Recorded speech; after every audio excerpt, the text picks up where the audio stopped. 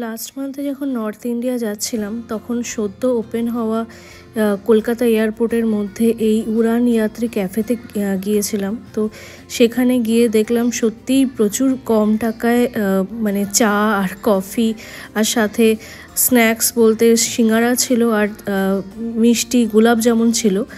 তো এইগুলো পাওয়া যাচ্ছিল, কিন্তু সিঙ্গারার সাইজটা বেশ বড় ছিল। সিঙ্গারা 20 টাকা নিচ্ছিল আর গোলাপ জামুনও 20 টাকা ছিল, আর চা 10 টাকা আর কফি 20 টাকা ছিল। আর জলের বোতল, ছোট জলের বোতল ছিল, সেটা 10 টাকাতেই পাওয়া যাচ্ছিল। তো এই রাত দুটোয় সিঙ্গারা আর গোলাপ জামুন ট্রাই করতে ইচ্ছা করেনি, কিন্তু চা আর কফি ট্রাই করেছিলাম, তো বেশ ভালো ছিল। তো আপনারা কলকাতা এয়ারপোর্টে এটা ট্রাই করতে পারেন, উড়ান যাত্রী ক্যাফে। এটা একদম বাজেট ফ্রেন্ডলি আমি বলবো। আর এই উড়ান যাত্রী ক্যাফে যেটা ওপেন হয়েছে সেটা হচ্ছে গিয়ে একদম ইন্ডিগোর এই যে বি কাউন্টার তার ঠিক অপোজিটেই হচ্ছে গিয়ে এই উড়ান যাত্রী ক্যাফেটা। তো আপনারা গিয়ে একবার ট্রাই অবশ্যই করবেন।